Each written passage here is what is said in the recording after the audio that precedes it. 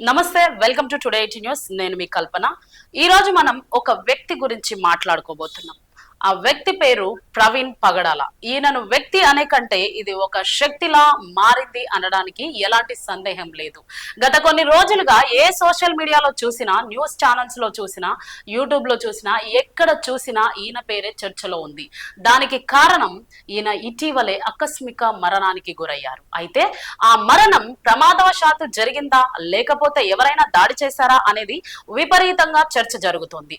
దాని నిమిత్తం post mortem మరియు ఇతర పోలీసు విచారణకు సంబంధించిన రిపోర్ట్ రావాల్సి ఉంది. ఈ నేపథ్యంలో ఆయన గురించి, ఆయన చేసిన గొప్ప పనుల గురించి, ఆ హత్య ఎలా జరిగింది లేదా ప్రమాదవశాత్తు మరణం ఎలా జరిగింది అనే విషయాలను ఎంతో మంది ఎన్నో ఛానల్స్ లో వేలాది వీడియోస్ లో చర్చిస్తున్నారు. అయితే ఇవన్నీ కామన్ గా అందరూ చేస్తూనే ఉన్నవి కాబట్టి ఇప్పుడు ఆయన గురించి తెలుసుకోవాలనే ఆసక్తి అందరిలో మొదలైంది. చనిపోక ముందు ఎక్కువగా ఆయన ఫాలోవర్స్ కి మాత్రమే తెలిసిన ప్రవీణ్ పగడాల ఇప్పుడు 2 రాష్ట్రాలకే కాదు, ప్రపంచంలో ఉన్న వారందరికీ ప్రవీణ్ పగడాల అంటే తెలియని వాళ్ళు ఎవరు కూడా లేరు. అసలు ఎవరు ఈ పాస్టర్ ప్రవీణ్ పగడాల? ఆయన ఎవరు? ఆయన మరణానికి ముందు వరకు కూడా క్రిస్టియన్ మిషనరీస్ కు, పాస్టర్స్ కు, క్రిస్టియానిటీకి విపరీతంగా ఫాలో అయ్యే వాళ్ళకు తప్ప ప్రవీణ్ ఎవరు అనే విషయం చాలా తక్కువ మందికి మాత్రమే తెలుసు. కానీ ఆయన మరణించిన తరువాత ఇంతలా ఆయన పేరు ఎందుకు చర్చలో వస్తుంది అంటే ఆయన చేసిన గొప్ప పనుల కారణంగా, ఆయన వ్యక్తిగత జీవితంలో పాటించిన విలువల కారణంగా. ఈ మధ్య సోషల్ మీడియాలో ఒక వీడియో బాగా వైరల్ అవుతుంది. ఒక మనిషిని మనిషిలాగా చూడండి, మతంలాగా చూడకండి అని ఆయన చేసిన వ్యాఖ్యలు మనుషుల హృదయాలను కదిలించేశాయి. మనిషిని మనిషిగా చూడండి. కష్టమా?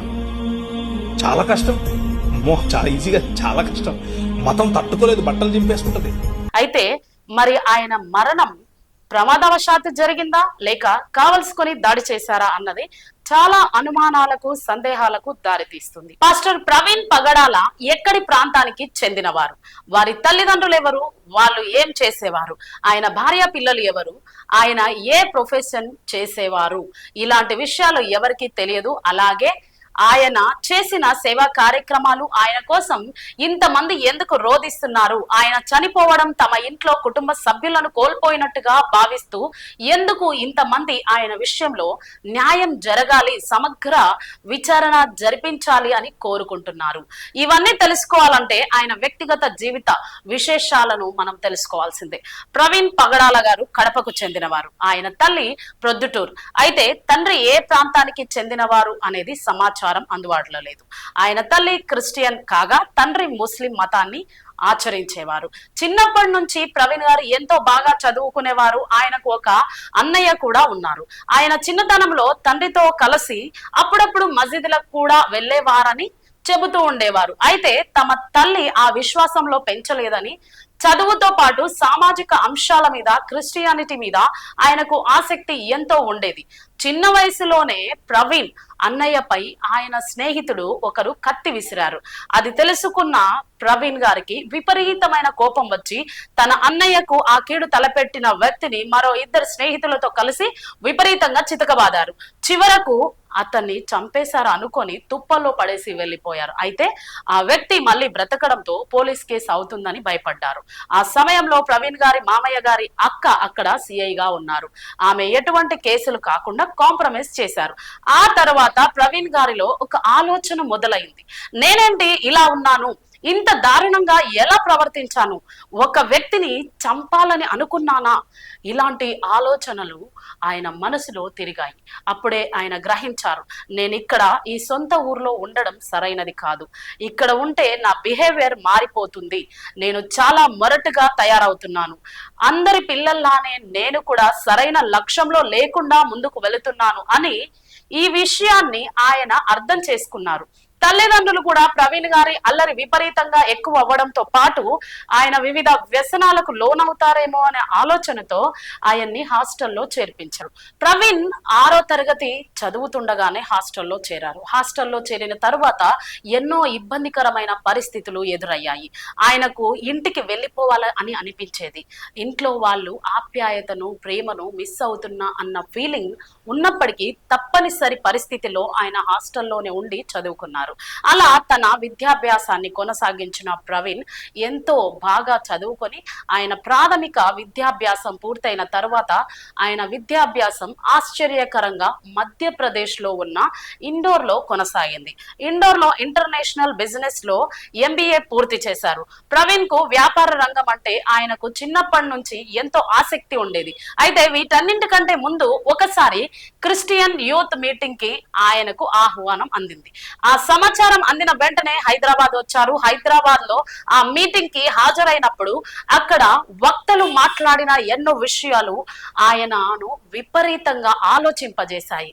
అప్పటి వరకు అప్పుడప్పుడు క్రిస్టియానిటీని ఆయన కూడా తోలనాడుతూ మాట్లాడుతూ ఉండేవారు. అంటే తెల్ల దుస్తువులు ధరించడం, బొట్టు పెట్టుకోకపోవడం, వివిధ అనాచారాలు, మతాచారాలు, మూఢాచారాలు ఇవేమి ఆయనకు నచ్చేవి కాదు.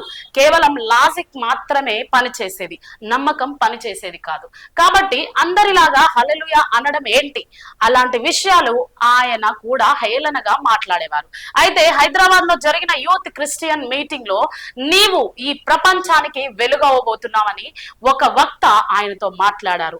అది విన్న తర్వాత ప్రవీణ్ గారిలో ఒక ఆలోచన మొదలైంది. నేను అందరి స్నేహితులతో కలిసి అల్లరి చిల్లరిగా తిరిగాను. ఎలా పడితే అలా ఉంటూ ఆవేశంతో ఊగిపోతూ వివిధ రకాల వ్యసనాలు చేసుకుంటూ ఎందుకు పనికిరాని వాడిగా సమాజంలో కుటుంబ దృష్టిలో నా దృష్టిలో ఉంటే నేను ప్రపంచానికి వెలుగును ఎలా ఇవ్వబోతాను అనే ఆలోచన ప్రవీణ్ గారిలో ఆయన మనసులో విపరీతంగా అలజడి రేపింది. ఆ ఆలోచనలతో నిరంతరం ఆయన బతికేవారు. ఒక రోజు నిద్రపోతున్నప్పుడు ఆయనకి యేసు ప్రభు కనబడి, నువ్వు మధ్యప్రదేశ్ లోని ఇండోర్ ప్రాంతానికి వెళ్లి మతబోధ చెయ్యి, నా మహిమల్ని ప్రజలకు తెలియజేయి అని ఆయన్ని ఆదేశించడం జరిగిందని తన మాటల్లో చెప్పేవారు. అయితే ఇండోర్ ఎక్కడుందో కూడా ప్రవీణ్ గారికి అప్పటి వరకు తెలియదు. సడన్ గా ఆ కలలో ఇండోర్ అనే ప్రాంతానికి సంబంధించిన యేసు ఇచ్చిన ఆ ఆదేశాల మేరకు ఆయన నెక్స్ట్ డే గూగుల్లో ఇండోర్ అని వెతికారు. ఆ ప్రాంతం మధ్యప్రదేశ్ రాష్ట్రంలో ఉందని తెలుసుకొని ఇండోర్ కి ట్రైన్ లో కేవలం ఒక బ్యాగ్ లో 2 జతల బట్టలు పెట్టుకొని వెళ్లిపోయారు. వెళ్ళిన తర్వాత అక్కడ తెలిసిన వాళ్ళు ఎవరు కూడా లేరు. ఏం చెయ్యాలో తెలియని పరిస్థితిలో ఉండిపోయారు. హిందీ కూడా రాదు. దాంతో అలా ఏం చెయ్యాలనే ఆలోచనలో 2-3 రోజులు రైల్వే స్టేషన్ లోనే ఉండిపోయారు. ఉన్న డబ్బులతో ఏదో ఒకటి కొని తిని రాత్రులు కూడా అక్కడే పడుకున్నారు. అలా ఉన్న సమయంలో ప్రవీణ్ గారు హిందీ నేర్చుకోవడంపై విపరీతమైన ఫోకస్ పెట్టారు. దాని కారణంగా కేవలం 1 రోజుల్లోనే అనర్గళంగా, నిరాటకంకంగా, అద్భుతంగా క్రిస్టియానిటీ గురించి హిందీలోనే ప్రసంగించే ఒక నైపుణ్యాన్ని ఆయన సంపాదించగలిగారు. కేవలం 1 రోజుల్లో తెలుగు తప్ప వేరే ఏ భాష తెలియని ఒక వ్యక్తి హిందీని ఇంత బాగా నేర్చుకొని అంత అనర్గళంగా ఉపన్యాసం చేయడం, యేసు మహిమల్ని అంత అద్భుతంగా చెప్పడం చూసి ఎంతో మంది ఆయన మాటలకి మంత్రముగ్ధులయ్యారు. హిందీలో ఎంత బాగా ప్రసంగించడం చూసి ఆయన హిందీ వ్యక్తి అనుకున్నారు తప్ప తెలుగు వ్యక్తి కూడా ఎవరు కనిపెట్టలేకపోయారు. ఆ స్థాయిలో ఆయన ప్రసంగాలు అద్భుతంగా ఉండేవి. టీవీల వాళ్ళు కూడా ఆయన ప్రసంగాలను ప్రసారం చేసేవారు. ఇదంతా చూసి మధ్యప్రదేశ్ లోని ఇండోర్ లోనే ఉన్న ఒక పాస్టర్ కుటుంబం ఆయన్ని చేరదీసింది. ఆ పాస్టర్ల జంట ఆ యువకుడిలో ఉన్న ప్రతిభను గమనించి, ఆయనలో ఉన్న అనర్గళమైన వాగ్దాటిని గమనించి, ఈ యువకుడు ఎలాగైనా యేసు గురించి, ఆయన గొప్పతనం గురించి ప్రపంచానికి చాటి చెప్పే అద్భుతమైన వక్త అవుతాడు అని గ్రహించారు. యేసు ఆరాధనలోనే తమ జీవితాన్ని గడుపుతున్న ఆ జంట ప్రవీణ్ గారిని తమ అల్లుణ్ణి చేసుకోవాలని భావించారు. దానికి తగ్గట్టే ప్రవీణ్ గారు కూడా వారి కుమార్తెను ఇష్టపడడం, ఆ దంపతుల కుమార్తె కూడా ప్రవీణ్ గారిని ఇష్టపడడంతో ఇద్దరు ఒకరినొకరు బాగా నచ్చడంతో వారి ఇష్టాన్ని గుర్తించి ఆ పాస్టర్ జంట వారిద్దరికి వివాహం జరిపించారు. వారి వివాహం 2006లో ఆయనకు వివాహం అయ్యింది. వివాహం తర్వాత ఆయనకు ఒక కుమార్తె జన్మించింది. ఆ కుమార్తెకి విపరీతమైన అనారోగ్య సమస్యల కారణంగా ఆమె బ్రతుకుతుందా లేదా అనే పరిస్థితి కూడా వచ్చింది. దాంతో ప్రవీణ్ గారు విపరీతమైన వేదనకు గురయ్యారు. దేవుడి సేవలో ఇంతగా తలుస్తున్న నాకు ఈ కష్టాలేంటి, నా కుమార్తెకి ఈ అనారోగ్య సమస్యలేంటి అని ఆ దేవుడితోనే ఆయన తనలో తాను మాట్లాడుతూ గొడవ పడిన సందర్భాలు కూడా ఎన్నో ఉన్నాయి అని చెప్పుకొచ్చారు. కొన్ని క్రిస్టియన్ మెసేజ్ సందర్భాల్లో ఆయన చెప్పేవారు. అలాగే ఆయనకు ఉద్యోగం రావడానికి సాఫ్ట్వేర్ రంగంలో స్థిరపడడానికి ముందు ఒక మ్యానుఫ్యాక్చరింగ్ యూనిట్ లో పనిచేసిన అనుభవం కూడా ఉంది. మార్కెటింగ్ జాబ్ కూడా చేసేవారు.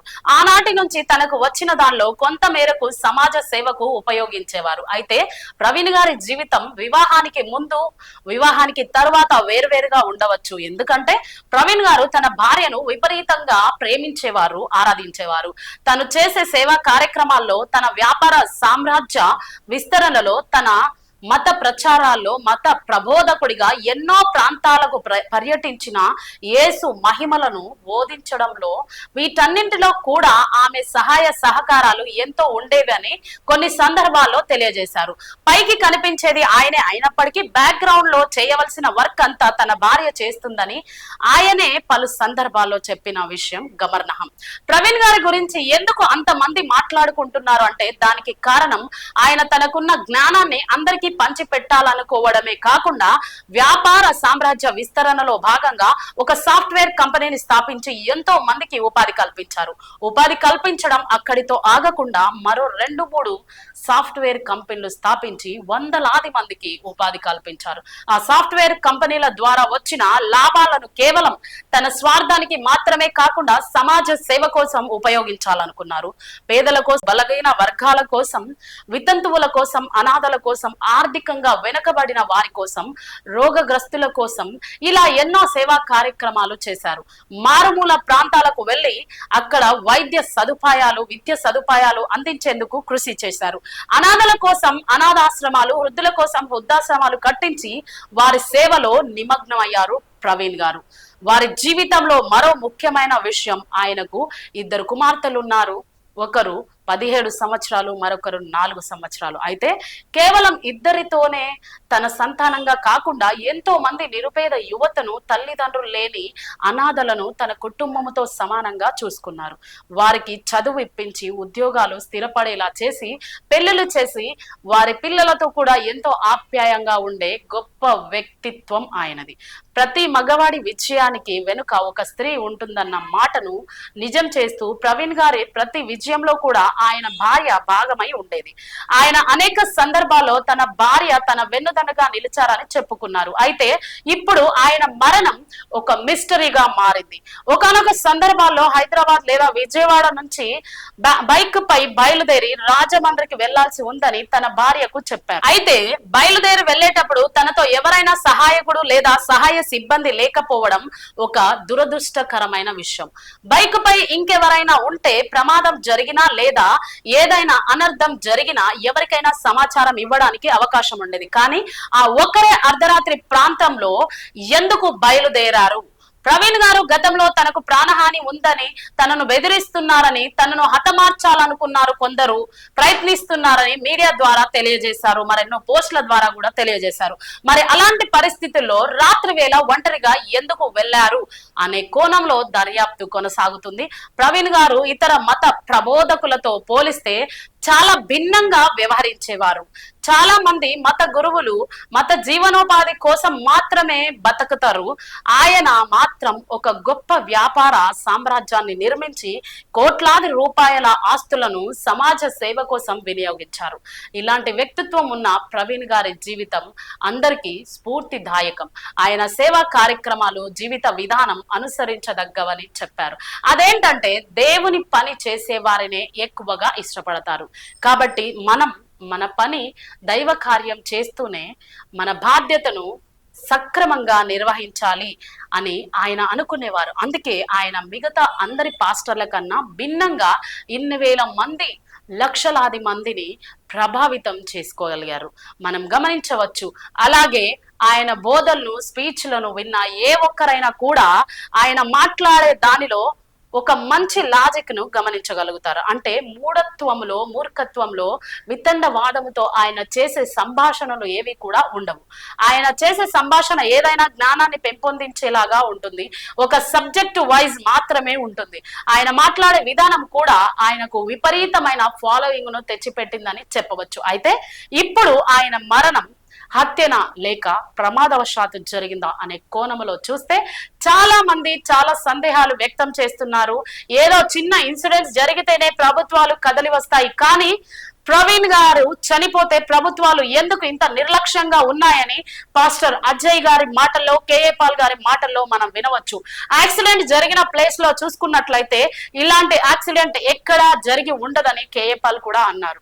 ఎందుకంటే ఒక యాక్సిడెంట్ జరిగితే బైక్ వెళ్ళి ఎక్కడో పడాలి, మనిషి వెళ్ళి ఇంకెక్కడో పడాలి, కానీ ఆ బైక్ ఆయన మీద పడడం గమనార్హం. ఆ విధంగా చాలా మంది ఎన్నో సందేహాలు గుప్పిస్తున్నారు.